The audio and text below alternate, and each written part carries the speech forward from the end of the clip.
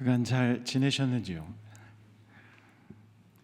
이 예배당이 가득 차고 성가대도 가득 차서 참 좋습니다. 근데 제가 담임할 때는 안 그러셨잖아요. 서운합니다. 설교단에서 다시 뵙게 됐는데 성탄절이라 좀 부담이 됩니다. 보통 성탄절에는 좀 훌륭한 목사님들이 설교해 주셔야 되는데 제가 이 자리에 섰습니다. 지난해 성탄절에 제가 김동환 목사님을 설교단에 불렀거든요. 그래서 아마도 그 원수를 갚으려고 저를 이 아침에 부르신 것 같습니다. 부담감은 있지만 그래도 덕분에 우리 교우님들을 뵐 수 있어서 기쁩니다. 성탄절이 되면 목사들은 고민이 참 많습니다. 어떤 설교를 해야 되나. 그래서 오늘은 우리 성탄절에 처음에는 중요하게 여겨지지 않았는데 왜 성탄절을 어떻게 그러면 우리가 기억해야 될지 한번 살펴보려고 합니다. 지금이야 우리가 성탄절을 부활절과 더불어 가장 중요한 절기로 지키고 있지만 기독교 초기에는 성탄절이 중요하지 않았습니다. 축하한 기록이 없습니다. 성탄절을 공식적으로 기념하기 시작한 것은 예수님께서 부활하시고 난 뒤 한참 뒤 몇 년, 몇십 년이 아니라 300년이 지난 다음이었습니다. 그래서 기록을 통해 보면 4세기부터 성탄절을 축하한 것으로 나옵니다. 아마도 니케아 공의회 325년에 예수님이 참 인간이며 참 하나님이다라는 성육신하신 예수님을 고백하면서 성탄절과 우리가 1월 초에 있는 주현절을 분리하고 그러면서 공식적으로 성탄절을 축하하게 된 것으로 보입니다. 성탄절은 예수님께서 태어나셨다는 것을 기념하는 거고 주현절은 예수님께서 수세 후에 너는 내 사랑하는 아들이다 라는 말씀을 들은 걸 기념하는 날입니다. 그래서 현재 확인 가능한 기록으로는 기원후 336년에 성탄절이 12월 25일로 정해졌다고 알려 있습니다.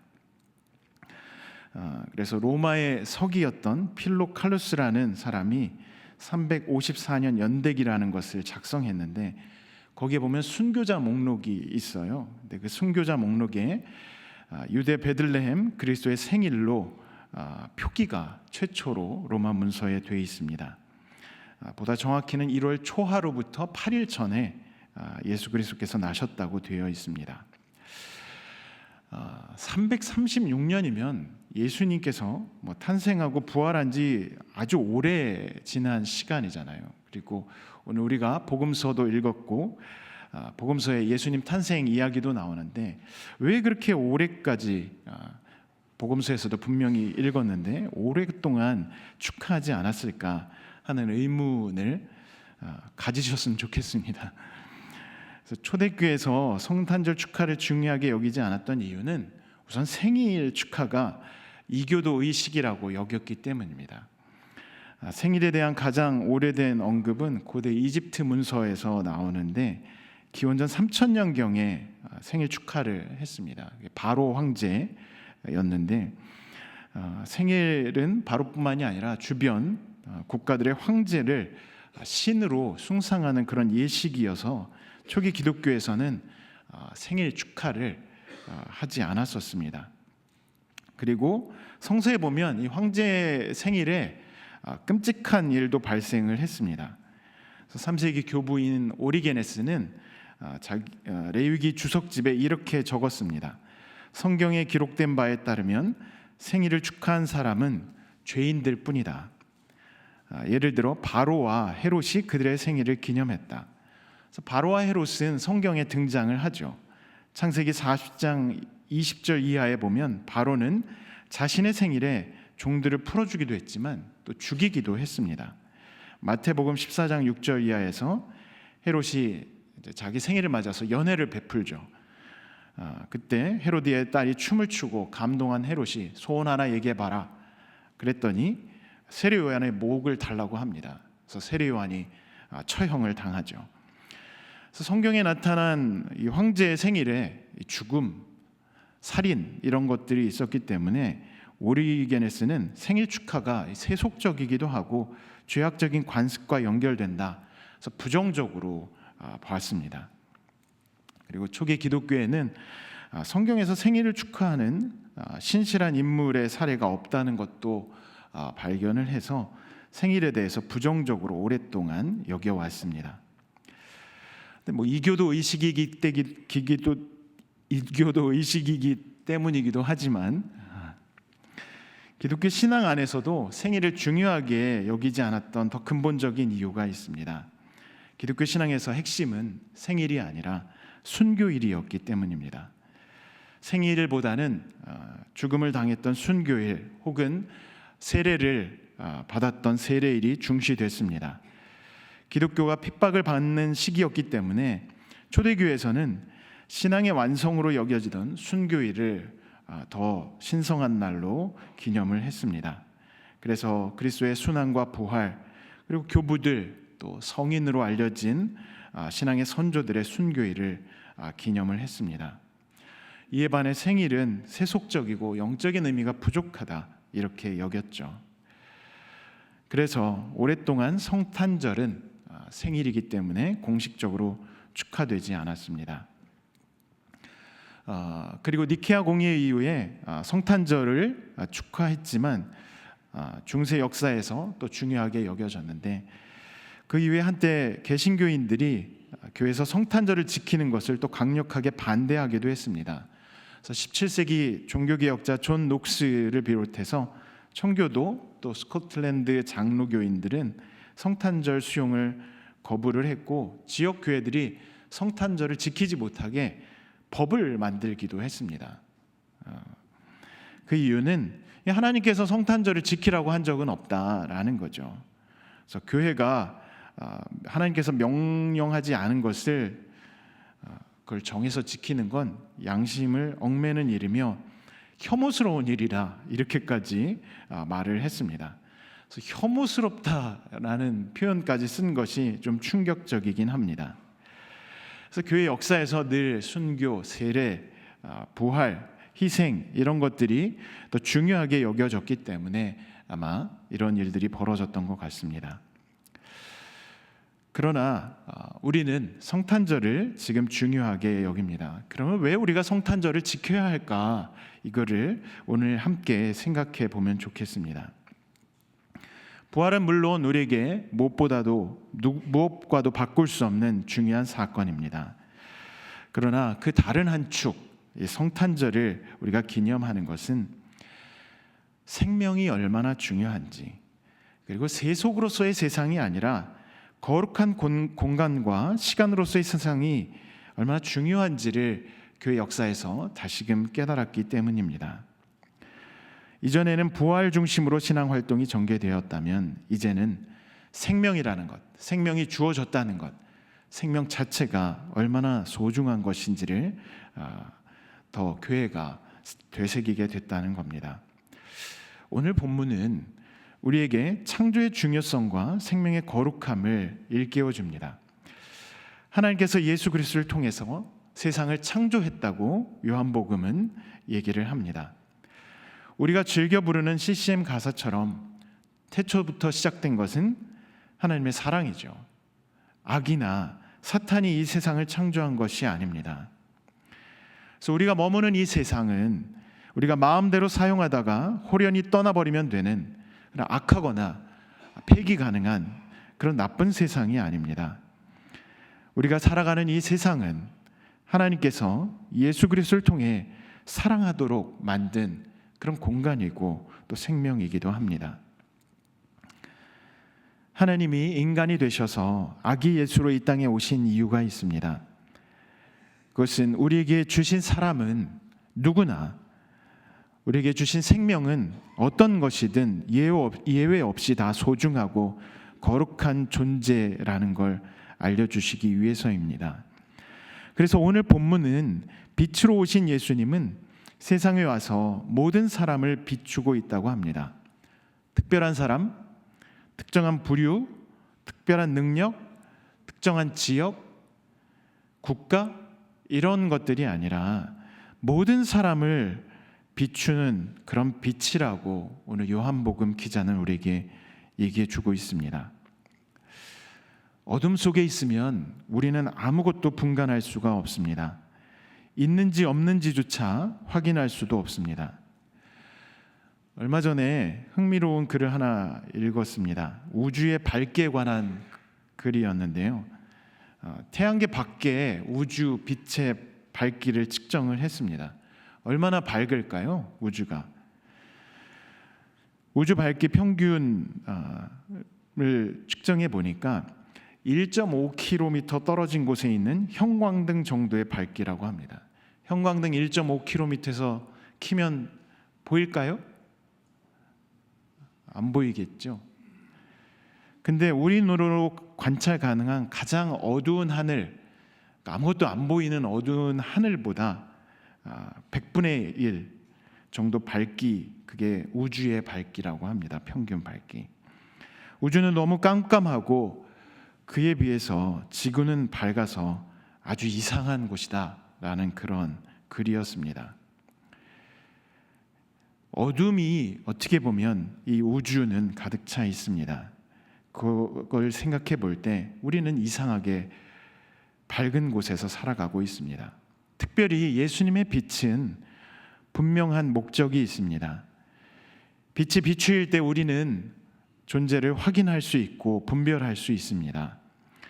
예수님은 어둠 가운데 있는 모든 사람들에게 그 빛을 비추시고 그 생명의 소중함과 거룩함을 밝혀주셨습니다. 예수님께서 성육신 하셔서 이 땅에서 하신 일입니다.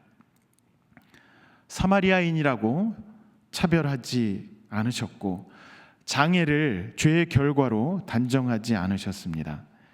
세리라고 무시하거나 여인이라고 하대하거나 어부라고 우습게 여기지 않으셨습니다.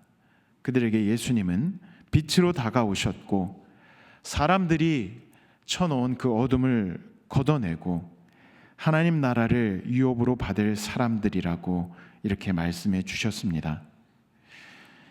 예수님이 이 땅에 오셔서 빛으로 모든 이들을 비추며 구원의 길을 열어주셨던 것, 그게 성탄절의 출발점이고, 그래서 성탄절은 우리 모두에게 생명의 거룩함을 다시 일깨워 줍니다. 그래서 설교 제목이 좀 따분하긴 한데요, 생명의 거룩함을 일깨워주는 혹은 우리가 되새겨야 하는 것이 이 성탄절입니다.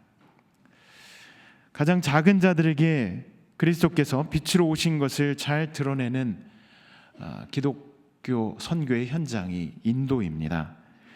인도에서 기독교는 전 인구의 2.3%밖에 되지 않습니다. 우리는 한 25% 되나요? 그래도 전체 인구가 많기 때문에 기독교인 수는 3,200만 명 정도 됩니다. 인도 기독교에서 특이한 점은 기독교인 중에 80% 이상이 달리트하고 토속 원주민 출신이라는 점입니다. 다시 말해서 인도에서 기독교 신자의 대부분은 하층민이라는 거죠. 달리트는 인도 사회 밑바닥에서 고통받는 이들, 특히 힌두교 80%가 넘는 힌두교로부터 사람 대접 못 받고 신으로부터 저주받은 악마의 자식이라고 취급을 받는 사람들입니다. 이들이 힌두교로부터 기독교로 개종을 했습니다. 그 이유는 이 달리트들이 자기들과 함께 웃고 생활하고 심지어 밥을 함께 나눠 먹는 사람들은 선교사뿐이었다는 겁니다. 그들의 삶에서 기독교가 무엇인지를 알게 되고 사람 취급을 받지 못했었는데 자신들의 존재를 인정해 준 이들이었기 때문에 그들은 기독교를 받아들이고 선교사들과 함께 살아갔습니다. 어둠 가운데 있었던 사람이라고 알아봐주지 않던 그들에게 빛으로 다가온 것이 기독교였습니다. 그러면 지금 우리가 살아가고 있는 이 한반도에서 가장 낮은 곳으로 오셔서 빛을 비추는 예수님은 우리가 어디를 향하길 바라실까요? 무엇보다도 우리가 먼저 모든 생명의 소중함과 거룩함을 되새기며 이 땅의 어둠 가운데 있는 사람들, 제대로 인정받지 못하고 사람처럼 대우받지 못하고 어려움 가운데 있는 사람들, 그들을 향해 그리스도의 사랑을 전파하길 바라실 겁니다. 오래전에 들은 이야기인데요, 베이비박스를 운영하는 주사랑 공동체 이야기입니다. 베이비박스는 다 아실 텐데요, 이 베이비박스도 차별이 있더라고요. 이주민 아이들은 점점 늘어가고 있는데, 이 한국 보육시설에서 이걸 한국인 아기들이라는 게 맞는 말인지 모르겠지만 한국인 아이들은 잘 받아준대요. 근데 이주민 아이들은 받아주질 않는다고 합니다. 그래서 이주민 아기들은 거절을 당해서 어쩔 수 없이 해외로 국적을 숨긴 채 보낸다고 합니다. 그래서 이종락 목사님이 이 버려지는 이주민 아기들의 울음을 생각하면서 좀 대책을 마련해 달라고 넋두리 아닌 넋두리 하는 것을 글을 통해서 읽었습니다. 우리나라의 여전한 이 현실은 나그네와 고아, 과부를 환대하라고 하신 그 성경 말씀을 떠올리게 하고 우리를 부끄럽게 합니다. 여전히 이주민들에 대한 경계, 비난, 그리고 확인되지 않은 소문에 휩쓸려 어둠 가운데 있는 이들, 그들이 주변에 있습니다. 올해 보니까 250만 명이 넘더라고요. 그런데 안타까운 것은 이 기독교 안에서도 이주민에 대한 편견들이 공유되고 있다는 겁니다. 예수님은 아마 그런 우리를 어떻게 보실까요? 배제하고 배척하고 잘못된 소문들을 멀리하고 나그네를 환대하라고 아마 우리에게 말씀해 주시지 않을까 생각을 합니다. 성탄절은 예수께서 인간이 되셔서 우리에게 오신 날이기 때문에 참 기쁜 날입니다. 하나님께서 몸소 인간이 되셔서 우리와 가까이 계시고 또 우리와 함께 계시기 때문입니다. 그 성탄절을 우리는 함께 나눠야 합니다. 특별히 우리 안에 있는 기쁨이 아니라 우리 주변으로 나눠야 합니다. 오늘 말씀처럼 빛으로 오신 예수님을 더 기억해야 합니다. 빛으로 오신 예수님은 어둠에 있는 모든 이들, 예외 없이 모든 이들을 비추고 또 밝혀주십니다. 그래서 그 빛에 의해서 우리가 발견할 수 있는 모든 이들은 다 거룩한 생명입니다. 생명은 그 어느 존재라도 소중하고 거룩합니다. 예외가 있을 수 없습니다.